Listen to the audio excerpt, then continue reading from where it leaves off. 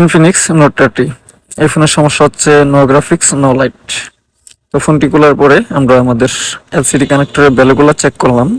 করার পরে উপরের দিকে আমাদের দুইটা লাইন আছে কানেক্টরের, একটা হচ্ছে বিএসএন, একটা হচ্ছে বিএসপি। তো আমাদের বিএসএন এ আমাদের অয়েল দেখানোর কথা, তো সেই জায়গাতে আমরা শর্ট পাইছি।